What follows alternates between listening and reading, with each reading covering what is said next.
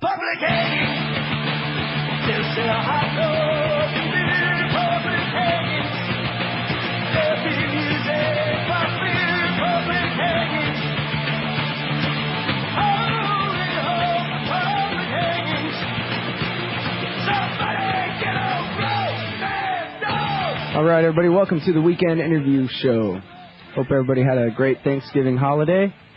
Today's show is about torture and genocide. In the first hour, torture, Christopher Paine wrote a great article for the Bulletin of Atomic Scientists.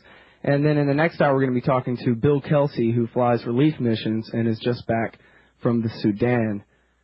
So we'll be talking with him in the second hour. Stay tuned for that. Bill Kelsey is a great interview. I've interviewed him a couple of times before. For now, let's introduce Christopher Paine. He is a senior analyst in the nuclear program of the Natural Resources Defense Council. Most of his work is on global nuclear disarmament issues, but he has also written about the legal foundations of the war on terrorism, including an article last week for the Bulletin of Atomic Scientists called Bush's Dirty War. Welcome to the show, sir. Glad to be here. Sometime in late 2001 or in early 2002, the White House came up with a policy concerning how the Taliban and al-Qaeda prisoners would be treated. Mr. Paine, your article begins with a discussion of the timing of the various orders issued by Defense Secretary Rumsfeld and President Bush on this subject. What is the significance of the timing of these memos? Well, simply that it seems as though the Pentagon and specifically the Secretary of Defense was leading the administration, the president and the vice president, into a very hardline policy that was designed to basically dispense with the protections of the Geneva Conventions. And then after Secretary Rumsfeld had issued this order initially to our forces in Afghanistan, the administration scrambled to put together a broader policy that would cover not only combat actions in Afghanistan, but the detainees in Guantanamo, and then subsequently later, all the detainees that came into U.S. prisons in Iraq. And so the policy sort of mushroomed once President Bush had issued an executive order basically dissing the Geneva Conventions. Now, there's basically been two major memos on this front. Am I correct? One at the Department of Justice and one at the Department of Defense. Oh, there were many memos actually that flew back and forth. But two came into prominence in the press, I believe. And the Department of Justice memo, was that the one from Jay Bybee to Alberto Gonzales, right? Right. That was the infamous one where Bybee sort of tries to develop the least restrictive possible definition of what constitutes permissible conduct for American forces, so they can basically batter and beat people without it being considered torture. And now this memo was from Jay Bybee to Alberto Gonzales, who's now going to be the new Attorney General of the United States, correct? Right. And basically Gonzales, our new Attorney General, endorsed it and formulated and drafted a memorandum for the President, which the President signed in February of 2002. And I quote that extensively in my article, but that formally secret memorandum basically says that the United States is that the President himself has the authority to ignore the Geneva Conventions and to apply them at his discretion, which is an astounding position for an American president to take relative to a law that's part of the supreme law of the land. I mean, a treaty commitment has the same status in law as any item of legislation that's passed by Congress. Well, what they argued here was that this is a brand new kind of war, and that the old Geneva Conventions are for dealing with nation states like we're used to having wars with in the West, but that the Taliban and the al-Qaeda actually don't measure up to that standard, that they needed a new way to handle this. So when we come back from the break, we'll talk about whether that is in fact true, whether the Geneva Convention would handle such details as that. It's the Weekend Interview Show on the Republic Broadcasting Network. We'll be right back with Christopher Paine.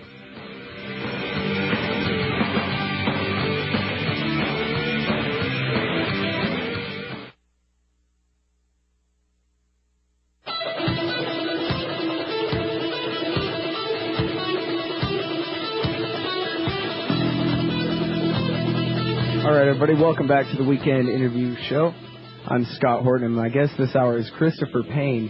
He's a senior analyst in the nuclear program of the Natural Resources Defense Council and is a nuclear expert and has written an article about the torture memos, Alberto Gonzales, and the Geneva Conventions, and the special access program to gain information from Al-Qaeda, Taliban, and then later Iraqi prisoners. His article was called Bush's Dirty War in the Bulletin of Atomic Scientists this last week. Okay, so now before we went to the break, sir, you were saying that the Geneva Convention is the supreme law of the land. It's a treaty that our government signed, and there are federal laws to enforce it, and that the reasoning of these various memos that try to find a technicalitarian way of sidestepping the law, you say that Geneva covers it all. And in fact, in your article, you say that Article 3 runs throughout all four of the different Geneva Conventions and covers all possible circumstances. Right, it does. It's just Gonzales and Bybee and the others who participated in this process just make some egregious legal and analytical errors. Of course, they're not really interested in whether the Geneva Conventions apply or not. They were interested in constructing a legal argument to enable the president to authorize a secret program to capture, kill, assassinate, and even torture terrorist suspects worldwide. And that's the program that the president approved secretly sometime early in 2002. Well, they would argue that this is a new kind of war, and that Geneva is, I think the words they said was quaint and obsolete. Right. Well, so does it say in Geneva how to deal with, say, a group of pirates or terrorists or a group like Al-Qaeda that's less than a state?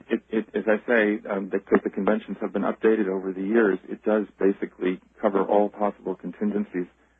There are provisions for so-called irregular forces that aren't wearing uniforms. There are provisions covering civilians and the protection of civilians. Legally, there's no way they can evade Common Article 3 and its application to anyone who's captured on a battlefield. I'm sorry, but that's just the legal situation. And what they attempted to do, because the United States has an implementing statute that criminalizes, for example, conduct involving torture of detainees.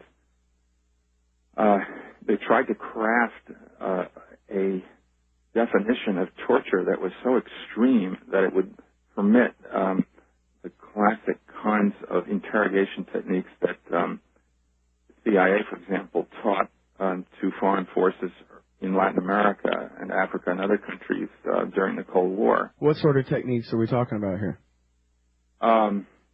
Prolonged sleep deprivation, denial of foods, denial of medicine,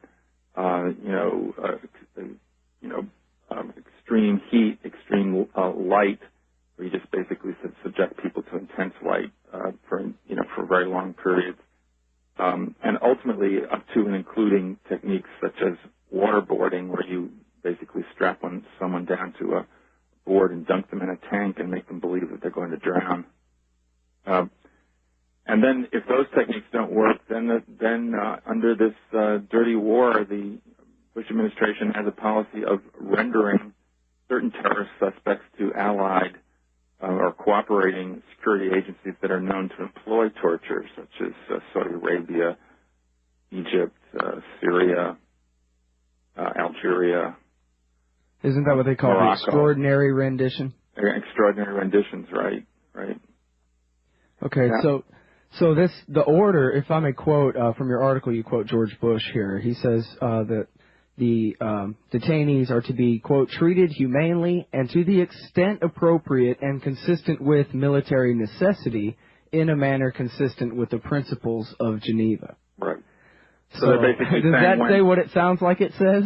Yeah, it just says what it says is that observance of the convention has become the handmaiden of military necessity. We'll observe it when it's convenient for us, but if it's inconvenient or there's some information we really want, we won't observe it. Of course, this puts American forces captured, whether our special forces, our intelligence personnel. We employ a range of forces that don't necessarily wear combat uniforms all the time and are identified as normal combatants. And it jeopardizes the entire range of American forces who might be captured in the future. If countries were to apply these kinds of standards, our forces could be tortured. They could be deprived of food. They could be kept naked in cold cells indefinitely. They could be driven insane. They could be denied medication. If the United States isn't going to respect, as the most powerful nation in the world with the most powerful military forces and supposedly the most democratic government, we aren't going to respect basic human rights in the treatment of prisoners. Why do we think that our opponents are going to? Jacob Hornberger has said that you can't really guarantee that they will treat your people right, but there definitely is one way to guarantee that they will treat your people wrong, and that is to do it first. Right. In fact, we see right after the Abu Ghraib pictures came out is when the beheadings began in Iraq. Right.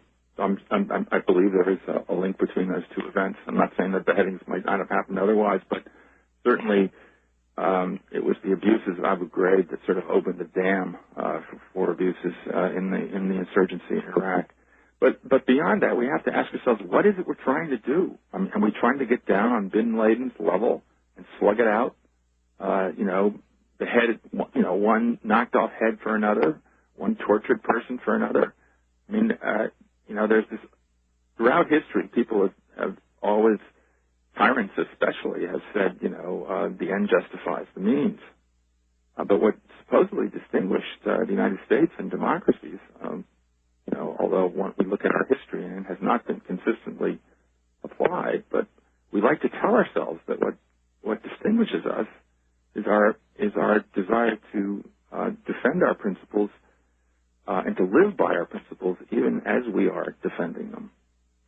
And we're not doing that. Bush has taken us down, as I say in my article, the path of a dirty war. And that phrase actually has been around a long time. That was the phrase that was used by the Latin American dictatorships to describe their war on the left in the 1960s and 70s throughout Latin America, where they kidnapped and assassinated tens of thousands of people. Often with our support. Yes, with our training and support. One of the things that a lot of Americans don't realize is that the techniques that came to the surface in the Abu Ghraib scandal, ones I just enumerated, stripping people naked, keeping them in cells, sexually humiliating them, and so forth. Those were all techniques that the CIA taught to foreign police and military forces during the Cold War. So that it's not as though the United States or the Bush administration has discovered these all of a sudden on its own. They've been on the shelf, and they have been at Fort Huachuca and other places. They've had these techniques in the past, and Bush decided to resurrect them. So the shocking thing really is the fact that they tried to justify it with these silly loopholes and try to say, correct me if I'm wrong, my understanding is that they said, well, Mr. President, what you have to do is make a determination and sign a finding that says that even though the Taliban are signatories of Geneva, that they're actually a failed state now, less than a state, and so we're going to use that to determine that the Geneva doesn't apply. That's really the shocking part of this, is that they would even bother with these kind of silly loophole arguments. Am I right? Well, their basic loophole, their shocking argument actually is the one that basically, I'm sure it played very strongly to Bush's vanity and his ego, which was that, they basically told them, you're the commander-in-chief, and to prosecute this war on terrorism, we want to get tough. Unfortunately, we have these laws that we subscribe to, the Geneva Conventions, that really don't allow you to get tough in as many circumstances as we would like to get tough. Therefore, we're going to present you with the following legal argument. You are commander-in-chief, you are in wartime, and pursuant to your powers under the Constitution as commander-in-chief, you have the power to basically to void the application of Geneva where military necessity dictates in the interest of defending the Republic. That's the nature of the argument they laid out. It's preposterous, but they did it. Well, once they did it, and Bush bought into it. I mean, I'm not sure. I'm sure he didn't really even understand all the legal implications because he's not a terribly swift guy. But he signed his name. He went along with it. And once he did, then what happened? Well, what happened was structurally inside the Department of Defense. Sure. What happened was that a limited operation in Afghanistan to pursue the Al Qaeda leadership and kill them if you couldn't capture them. And sometimes they would make the decision that capture was, as they did in Yemen with a terrorist named al-Harathi. They just made the decision that to try to capture him would be too difficult and would jeopardize U.S. and Yemeni personnel. So they just took him out, with a drone missile, by a Predator drone. Took him and 4 other people in the car with him, including an American, right? An American citizen. That's what's called an extrajudicial execution. And it's, since an executive order by President Ford in 1976, 1975, that has been barred. One executive order can be revoked by a new one, can't it? Right. Well, I mean, although it's never been formally revoked, as I understand it, but they wrote some other ones. Okay, hold that thought. We're going to be right back. It's the Weekend Interview Show.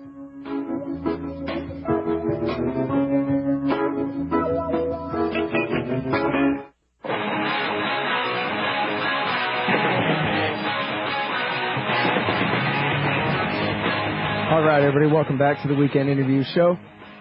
I'm Scott Horton, and the guest this hour is Christopher Paine. He's a senior policy analyst at the National Resources Defense Council, and he wrote a great article last week for the Bulletin of Atomic Scientists called Bush's Dirty War. And when we went to the break, sir, we were talking about the executive order that Gerald Ford wrote in 1975 that made it illegal to assassinate foreign leadership and that kind of thing, which brings up the question, well, what were they to do? Because to hear Seymour Hersh tell the story in the New Yorker, for example, there were many times that the U.S. Air Force thought they had Mullah Omar in their sights or thought they had bin Laden or Khalid Sheikh Mohammed or some high-level terrorist, and the judge, advocate, general lawyers back at headquarters would always take too long to approve the strike or would deny permission to do these very necessary airstrikes and such like that. So they had to do something with the orders in order to be able to fight the war against Al-Qaeda in Afghanistan effectively, no? Right. I think that's where it started. And I think, given that Al-Qaeda had attacked the United States, one can make a reasoned argument that, and at that time we didn't know what Al-Qaeda's plans were. They could be preparing to attack us again.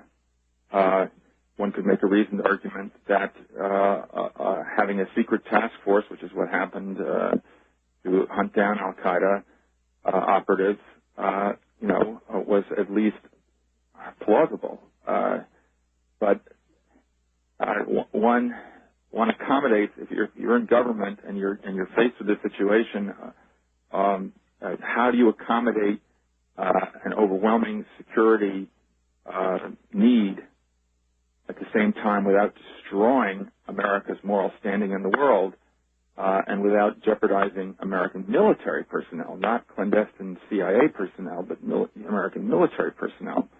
And historically, we've tried to keep those operations separate precisely for that reason, that the United States on the whole, with the vast bulk of its policy, has always complied with the Geneva Conventions, and especially the military has sought to comply with the Geneva Conventions. And what happened starting in Afghanistan with Al-Qaeda, where there maybe was some justification, we broadened that policy, as I show in my article, to include the Taliban. I mean, all the Taliban's only responsibility was that they played host to Al-Qaeda, and then refused to hand him over or hunt him down. I mean, even assuming they had the capability to do that, which I don't think they did.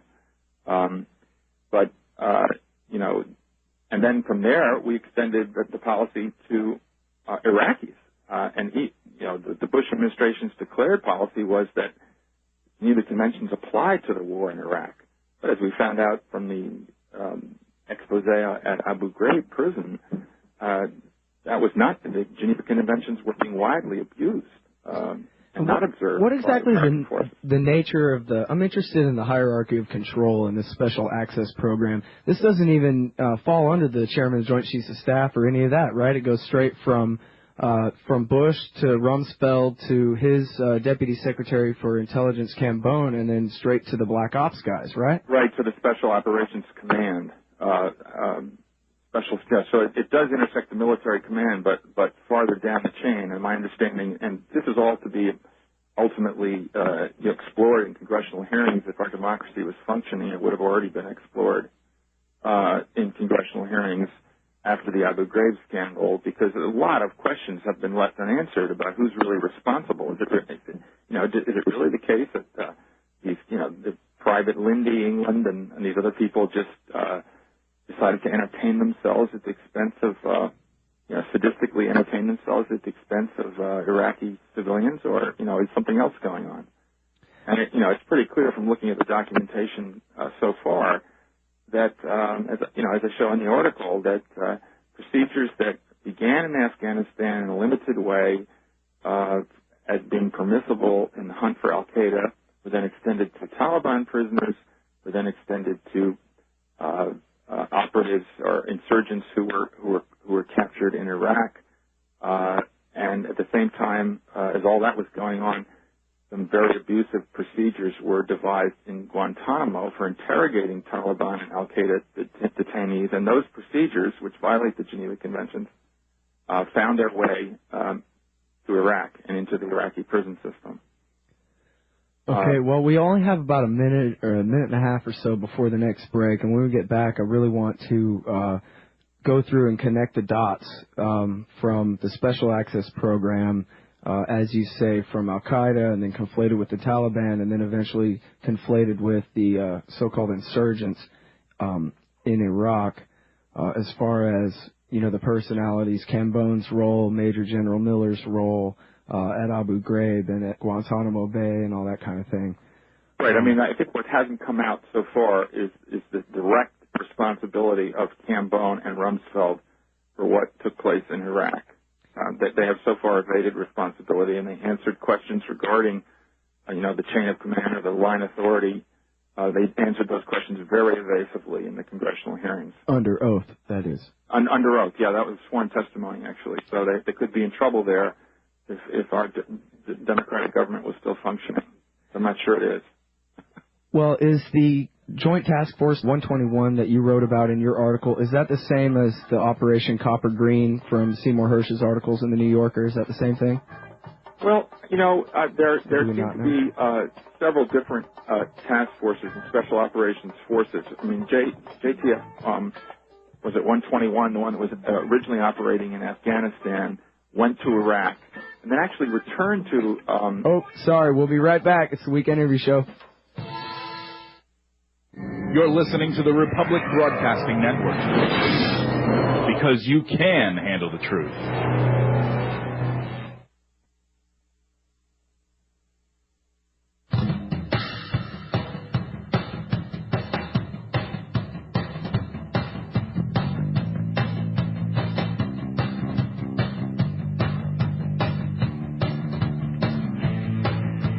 All right, everybody, welcome back to the Weekend Interview Show. I'm your host, Scott Horton. The website is weekendinterviewshow.com. We keep all the archives there. Please check it out. And our guest this hour is Christopher Paine. He's a senior policy analyst at the National Resources Defense Council and wrote a great article for the Bulletin of Atomic Scientists last week called Bush's Dirty War. And when we left off before the last break, we were talking about Joint Task Force 121, a secret Black Ops program, a special access program, they call it, that was set up by Defense Secretary Rumsfeld, and which, according to my guest, ended up leading to the abuses at Abu Ghraib and other prisons in Iraq. So Yeah, it's one of the sources of abuse. I wouldn't say that, I think the abuses would have occurred because they're sort of independent, there's several independent causes of action here. I mean, you also have the procedures that were developed by Secretary Rumsfeld and his group in the Pentagon relative to the interrogation of prisoners at Guantanamo. And some of those people were captured by JTF 121, but they didn't have the task of guarding them and interrogating them. And those procedures, we now have a lot of the documentation from that process of considering what was acceptable and unacceptable forms of interrogation. And initially, Rumsfeld approved a pretty draconian set of recommendations, and those recommendations found their way to Iraq at the very time that the insurgency was starting to ramp up in the late summer of 2003. Well, so had they already had what they would consider success with these techniques on Taliban and Al-Qaeda captives at Guantanamo? We don't know. I mean, they claim great intelligence successes from the prison population at Guantanamo, but other inside sources say that the flow of intelligence has been pretty bad from Guantanamo, and that a lot of the prisoners aren't really Al-Qaeda or Taliban operatives and aren't really aren't knowledgeable. And we know, they're great. They took people, really old people. They even had some children, teenagers at Guantanamo, that they kept for months. And these are the people that George Bush said are the worst of the worst of the astounding, actually, at Guantanamo. These are the people that George Bush said are the worst of the worst. Yeah, the worst of the worst. And, there's now an increased flow of releases from Guantanamo because, these people are, if they were anything, they were, for example, if they were the Taliban, in many cases they were Taliban conscripts. They were Afghan peasants who were, forced into the Taliban ranks. And just, sat in trenches in the northern front there facing the Northern Alliance in a kind of a war of attrition that went on for years and then were overrun. They had very little ideological zeal and no knowledge. So and sometimes they wound up in Guantanamo because they were fingered by people who didn't like them for other reasons. Which really always happens in a situation like that, where you try to narc on the guy, your enemy, before he narcs on you. But what happened was that the pressure really ramped up in the late summer of 2003, going into the fall of 2003 in Iraq, when the insurgency really started to pick up, and American forces, who were of course very much undermanned and undersupplied, and really started to feel the pressure. I mean, they were starting to die in significant numbers, and so there was a tremendous heat on the military leadership to get inside the insurgency and figure out who was directing it.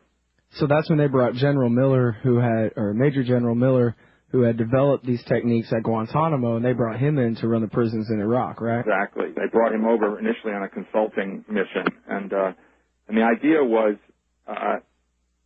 And this is where the whole thing went off the rails, and Private Lindy England comes in and people like that, was they said that the military police, who are normally distinct from any interrogation operations, their job, in fact, is to protect the prisoners and ensure that they are held in conformance with the conditions of the Geneva Convention. The burden of Miller's presentation was that the military police had to be integrated into the interrogation process and had to prepare the prisoners for interrogation. A more candid term for that is they had to break the prisoners. They had to break them down and get them ready to fess up during the interrogation session, soften them up, as it were. And so the military police and Abu Ghraib were brought into this process and started abusing the prisoners. Well, and you write in there that military intelligence was in there as well, that they took the guards of the night shift and basically deputized them as intelligence agents, sort of. Well, some of the stuff on the night shift, at least the investigation so far, turns out to be, freelancing. In other words, the sergeant, I've forgotten his name, in charge, thought that, this would be a good thing to do. And they kind of got used to abusing the prisoners, and then they started doing it on their own on the theory that everything they were doing was still consistent with this theme of breaking the prisoners. I think there were some genuine issues of pure abuse that had nothing to do with military intelligence. Nonetheless, somewhere between a third and a half of the incidents are directly linked to military intelligence prisoners. And but so the government and the TV would have us believe that it's only the kind of off the chart reservation types. Yeah, that's the only stuff we need to be concerned about, or anybody needs to be prosecuted for. And in fact, the whole, Rumsfeld, when this first came to light in May and June, it should be emphasized, first of all, that the Pentagon and the military chain of command knew about the abuses in Abu Ghraib as early as October of 2002, while they were occurring, because the 2003 Red Cross went in and saw some of these prisoners stark naked in dark cells who had been doused with water and so forth, and they basically called off their inspection and asked to speak to the officers in charge and said, "What the hell is going on here?" And the people in charge told them quite candidly, "Oh, these are, we're interrogating these people." Now that was October 2003, right? You said 2. I'm sorry, it was October 2000. Yes, October 2003. Okay, I just want to make sure. Right,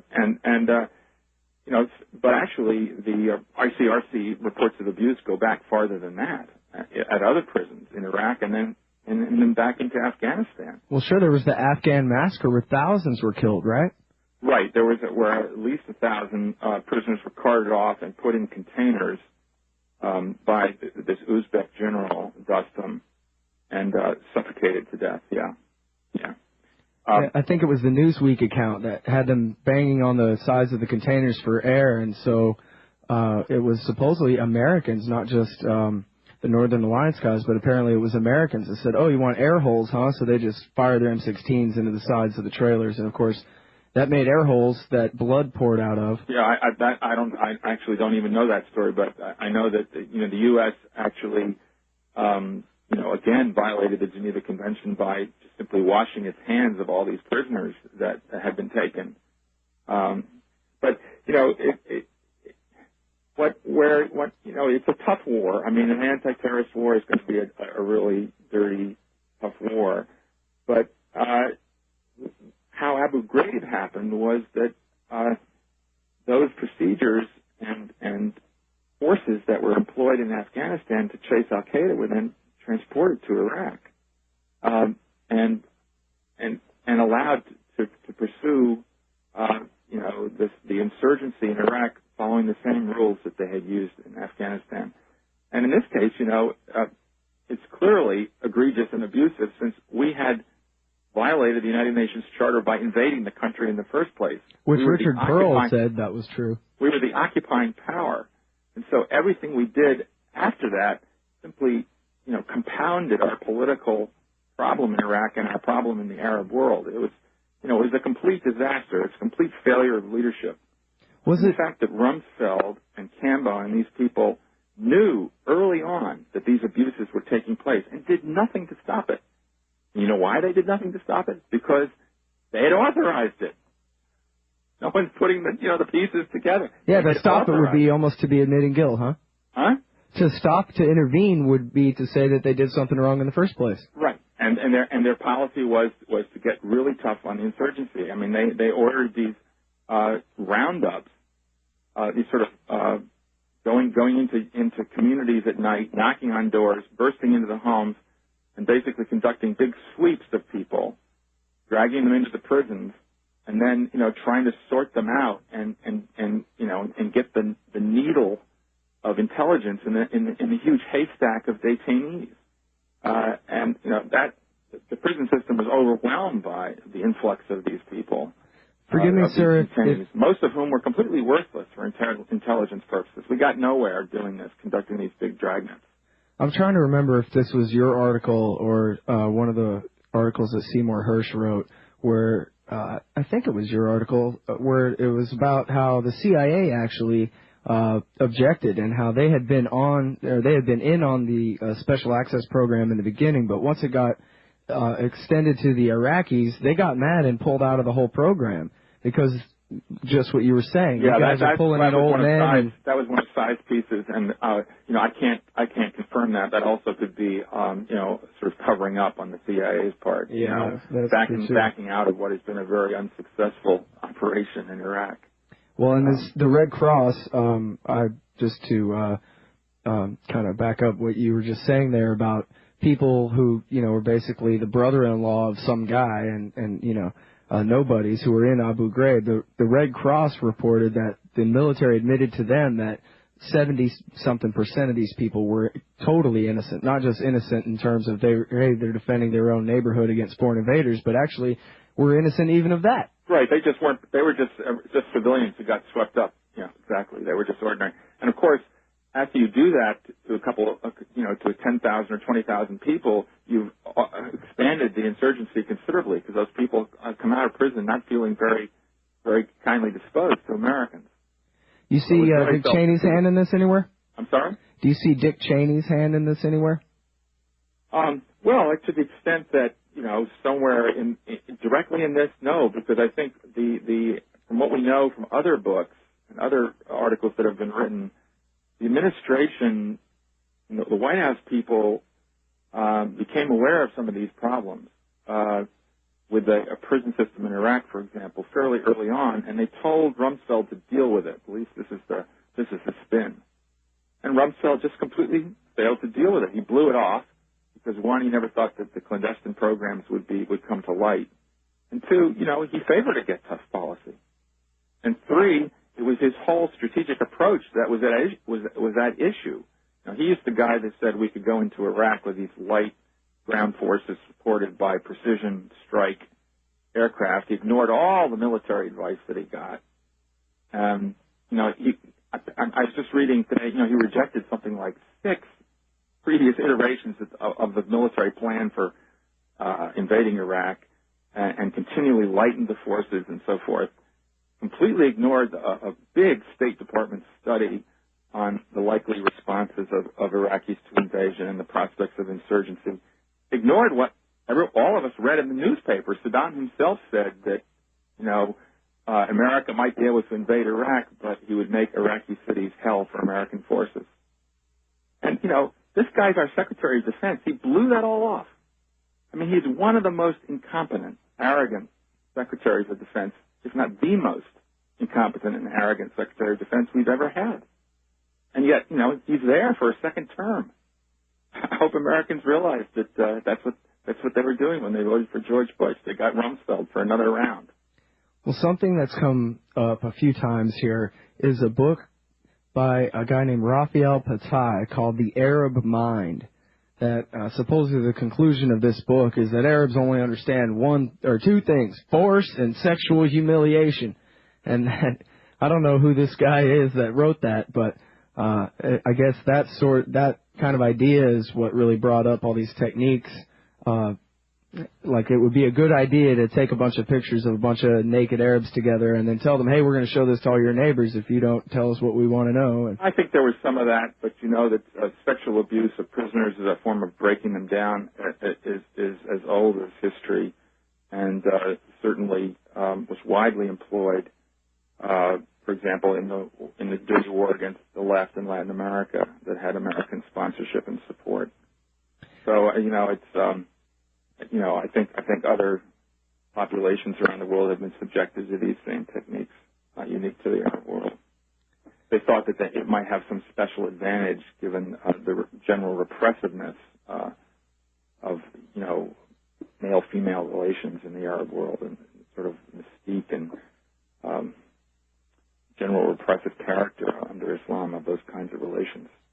So it's they thought maybe that there would be some special angle here, but those techniques have been employed before, regrettably.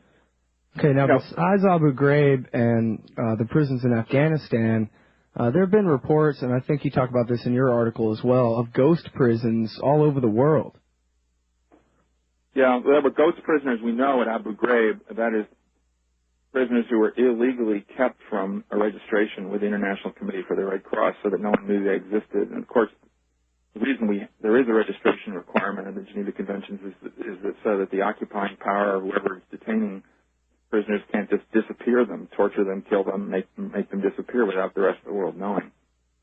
Well, there have been reports of prisons on ships at sea in the Indian Ocean, in Kazakhstan, and in fact, I think about 3 or 4 weeks ago, there was an article in Haaretz about a ghost prison in Jordan where supposedly they're holding Khalid Sheikh Mohammed. Yeah, I have no first-hand knowledge of that. I only know what I've read in the Washington Post and other journalistic accounts, and I certainly believe it to be true. That they have this system of detention centers. The island of Diego Garcia is another place in the Indian Ocean where the intelligence community takes the really high-priority terrorist targets and interrogates them using techniques that are not allowed under the Geneva Convention. Well, this kind of brings up the question in the broader sense of whether there really are any limits on the war power. I mean, once America is in a state of war, it seems the president and his advisors can basically decide that this, that, and everything else falls under his jurisdiction as commander-in-chief in wartime. And I wonder, I mean, obviously Geneva sure isn't a limit on their power. What is the limit on the war power of the President of the United States? Well, it is, actually. I mean, all the lawyers that have looked at this have said that, and there's been a partial retraction. I mean, that Biden memo, for example, he's now a federal judge, believe it or not. He should be disbarred, but he's now a federal judge. Oh, that's good. Jay Biden's memo has been withdrawn. The administration claims that it's now observing the Geneva Conventions in Iraq. But this operation went off the rails, as did Vietnam, very early on. All right, we'll be right back. The Weekend Interview Show.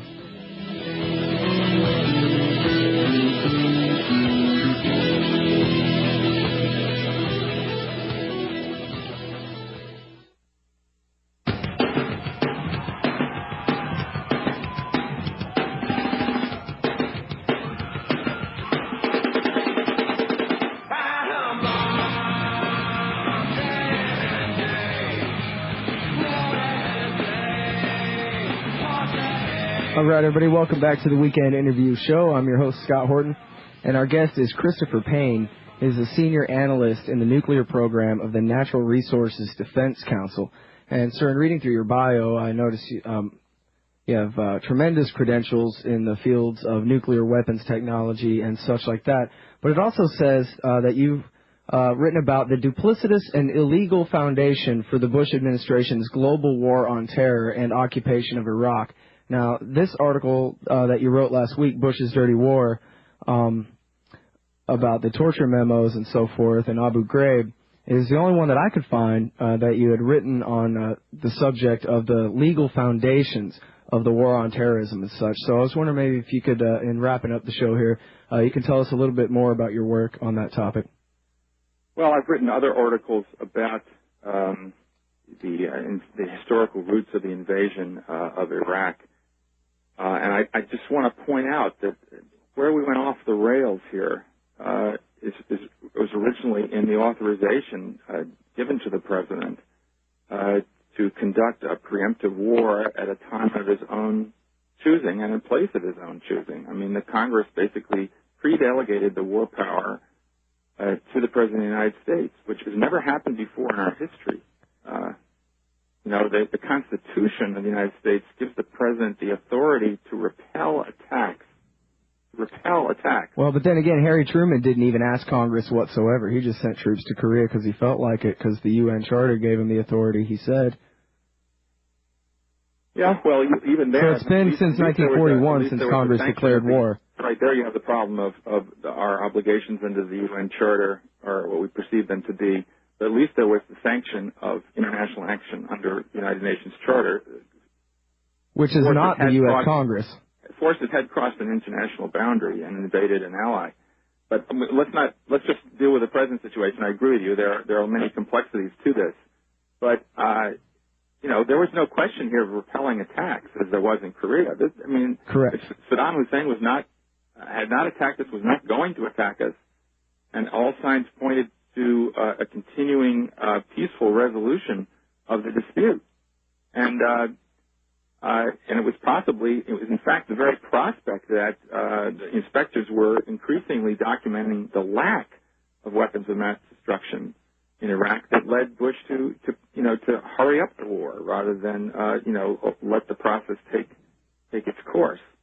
And so as in the Tonkin Gulf Resolution in Vietnam, the failure of our elected representatives to exert their constitutional responsibilities is where this thing first went off the rails. Of course, it's just gone from bad to worse.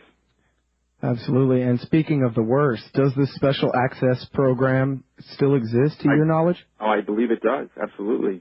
Absolutely does. And, they define that, we have to go back to the original conceptualization of this thing as a global war on terror. I mean, slightly under 3,000 people died in the attacks on the Pentagon and the World Trade Center. But on a global scale, a loss of that kind is absolutely typical. In many countries, it's trivial. It's this sense of entitlement that the United States, because it loses 3,000 people in a terrorist attack, gets to go on a global rampage, violating all international covenants and international laws respecting the use of force. This is what the rest of the world doesn't understand. Yeah, and this is what we just reelected and told the world we approve of. Yeah, this is the guy. All right, thank you very much for joining me on the show today, Mr. Paine. You're welcome. Everybody, Christopher Paine is a senior analyst in the nuclear program of the National Resources Defense Council. I highly suggest you Google him. Thanks again. Yes, bye-bye. All right, we'll be right back with Bill Kelsey. He's been to Sudan.